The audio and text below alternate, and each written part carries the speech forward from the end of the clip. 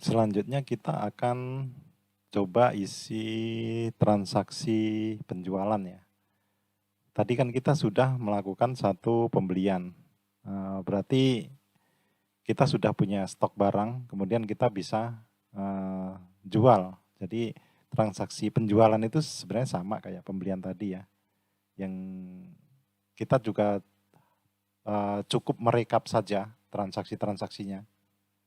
Jadi misalnya ini adalah nomor urutnya saja, nomor 1, terus kemudian ini adalah tanggal terjadinya transaksi, terus kemudian ini adalah cost center, ini adalah lokasi gudang tempat kita ambil barangnya. Jadi misalnya saja Jakarta Sunter misalnya saja. Terus kemudian adalah diisi nama, kolom H ini adalah nama salesman-nya. Ini contohnya adalah Doni. Terus kemudian ini adalah nomor invoice-nya. Invoice 1001. Terus kemudian ini adalah kode transaksi. Kode transaksi ini di sini juga ada beberapa pilihan, ada penjualan, ada retur penjualan, ada sampel, ada ekstra, ada penjualan jasa. Karena ini penjualan reguler, kita isi penjualan saja. Nah, kemudian ini adalah nama customer. Nama customer itu juga kita bisa pilih ya dari customer yang sudah kita daftarkan tadi. Terus kemudian ini adalah nama barang, adalah barang yang kita jual. Terus kemudian ini adalah jumlah penjualan atau kuantitinya, misalnya 25, terus ini ada harga satuan itu kita ketik manual ya, karena harganya kan bisa berubah-ubah. Misalnya saja 125.000 misalnya. Terus kemudian total ini adalah formula, kita sudah otomatis. Nah, diskon ini kita siapkan kolom ya untuk isi diskon jika ada diskon. Misalnya diskonnya 18.600 misalnya. Ini total setelah diskon, terus kemudian yang perlu diinput lagi adalah tarif PPN-nya. Biasanya kan tarif terbaru itu 11% ya, jadi kita isi 11% jika ada PPN-nya. Jika tidak ada PPN-nya, jadi kita isi 0 saja. Terus kemudian ini total PPN-nya, ini formula juga. Terus kemudian ini adalah PPH. PPH itu kalau kita jual dipotong pajak ya, karena ini jual barang, jadi PPH-nya 0% ya. PPH 23-nya maksudnya. Ini keterangannya kita isi saja penjualan. Ini sebenarnya bisa diisi apa saja ya untuk catatan untuk memudahkan kita. Misalnya ada catatan khusus kita bisa tulis di sini. Nah, kemudian standar cost-nya ini adalah otomatis dari formula. Standar cost itu adalah harga beli kita sebenarnya. Cuman ini kita sudah buat otomatis, jadi itu ambil dari pembelian kita. Jadi cara isinya seperti itu. Terus kemudian kalau ada penjualan lagi, kita isi di bawahnya. Terus kemudian ini tanggal 7 misalnya ada jual lagi. Nah, ini kita sudah coba isi contoh saja ya biar lebih cepat. Jadi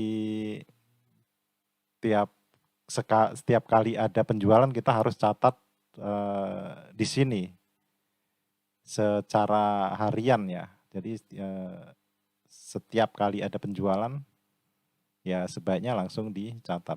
Terus kemudian ini kita coba kasih contoh, ada beberapa lokasi. Misalnya di sini ada Sunter, terus kemudian ada Cengkareng misalnya saja. Terus kemudian nanti di bawah juga ada lokasi lain di Surabaya misalnya. Ini kita bisa input juga di sini. Jadi semua penjualan kita masukkan di sini. Terus kemudian, nah ini tadi kan kita kode transaksinya, ini kita kasih contoh yang penjualan jasa. Jadi kadang-kadang kita kan jualan itu bukan hanya barang, misalnya kita jual jasa misalnya. Ini jasa servis misalnya. Ini sama, cara isinya juga sama.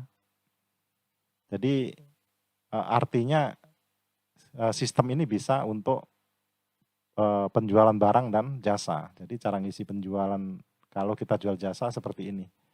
Ini sama, misalnya nomor urut, kemudian tanggal, terus cost center, terus ini nama salesman-nya, ini opsional ya salesman ini. Terus kemudian nomor dokumen, biasanya nomor invoice ya. Terus ini kode transaksinya adalah penjualan jasa, ini nama customer, terus ini nama barangnya adalah jasa. Kalau yang tadi kan nama barangnya ada topi, ada baju, ada sepatu misalnya. Terus kemudian ini ada jasa perbaikan atau jasa service. Ini kuantitinya adalah 1 unit atau 1 paket misalnya saja. Ini harganya 80 juta misalnya saja. Ini tidak ada diskon. Terus kemudian ada PPN juga. Nah, ini di sini ada potongan PPh. Biasanya kan kalau kita jual jasa ya, jasa servis misalnya, itu dipotong PPh 23. Jadi kita bisa input di sini potongannya. Jadi nanti total tagihannya adalah total harga jasanya dikurangi dengan ditambah dengan PPN dikurangi dengan PPh 23. Begitu cara inputnya. Ini kita input sudah, contohnya sudah cukup banyak ya, ini buat contoh saja. Jadi nanti kalau misalnya kita akan buat baru ya tentu saja ini kita harus kosongkan ya. Ini kita coba isi sebanyak mungkin ya agar nanti laporannya lebih jelas ya. Nah, kemudian di sini kita juga sudah siapkan pada waktu kita jual, biasanya kan kita akan cetak invoice ya. Ini di sini sudah ada menu cetak invoice. Jadi cara cetak invoice-nya kita tinggal pilih nomor invoice yang akan kita cetak. Misalnya kita akan cetak invoice 001. Kita letakkan saja kursornya di kolom invoice. Seperti ini, invoice 01 tinggal kita klik yang cetak invoice. Maka ini akan langsung cetak invoice 001. Ini juga customer-nya sesuai dengan inputan yang kita input tadi ya. Seperti itu. Ini diskon, kemudian ada PPN, terus ada potongan PPh berapa. Nah, di samping invoice ini juga ada surat jalan. Surat jalannya juga ada sama. Terus kemudian bisa juga cetak kwitansinya. Kwitansinya juga ini sudah terintegrasi ya, jadi tidak perlu diinput lagi. Paling nanti tinggal ganti header-nya atau logonya saja ya sama alamat ya. Ini kita bisa ganti seperti ini logonya. Kita bisa langsung rubah saja. Jadi ini kan 001 kita print 002 sama kursor kita letakkan di sini, kita klik invoice 002. Seperti itu cara cetaknya.